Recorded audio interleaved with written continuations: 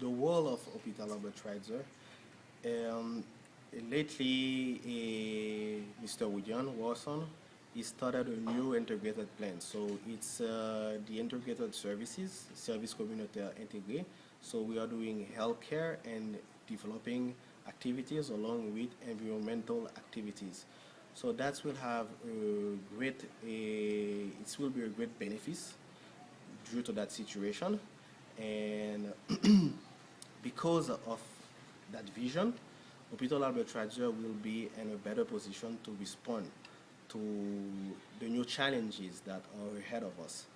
Because right now we have a migrated population that is going to impact the way that the community here is used to live.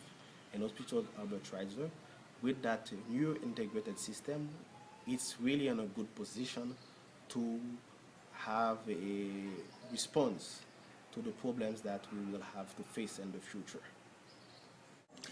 Now we're 2 weeks after the earthquake, and what we're seeing, we're starting to understand some patterns. First of all, we're seeing the vast majority of the patients who have come in and received definitive care, mostly advanced surgical care, and they're going out on the wheelchairs, on their crutches, and so forth. And we're starting to see this hospital come back to normal. At the same time, though, we're aware of people who flooded out of Port-au-Prince to go anywhere near where they may have had family connections.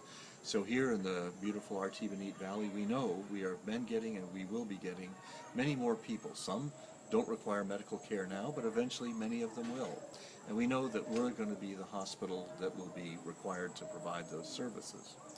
At the same time, there are still people in Port-au-Prince with injuries that haven't been cared for completely, and we're being contacted by hospitals in Port-au-Prince to ask if they can send us patients out in order to get the services that the other patients had gotten during the last 2 weeks. So we're going to have a continuing need for specialty teams, which we have in the pipeline. We have them arriving now, starting tomorrow, over the next 2-week period, again in sequence, working teams who arrive with doctors, nurses, anesthesiologists, and can operate in one of our operating rooms totally autonomously. And people we know and people we have worked with in the past. And those are scheduled, and we know we're going to be having to take care of some or more of those cases that are going to be coming out from Port-au-Prince. Long term, we don't know what the answer is. The health infrastructure in Port-au-Prince, and almost 1/3 of Haiti's 9 million people live in the greater Port-au-Prince area, which was affected by this earthquake, has been devastated.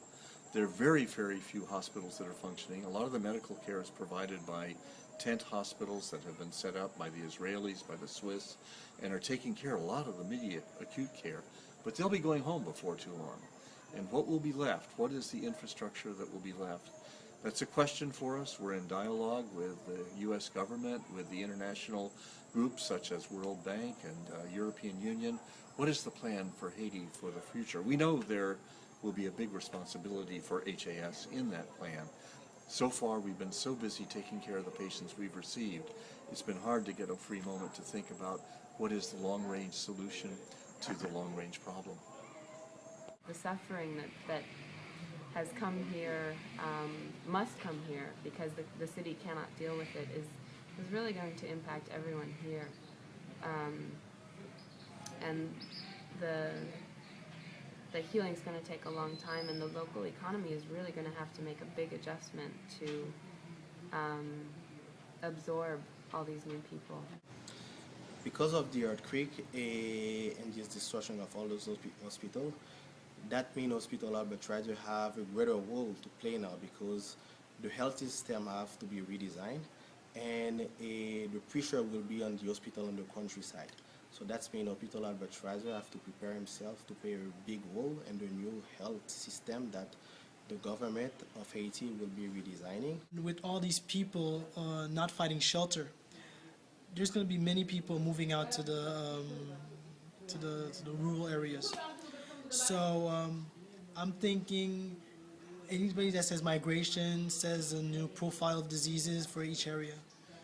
So I think HAS has to start first assessing what's the new population they'll be facing and what would be the character of that population.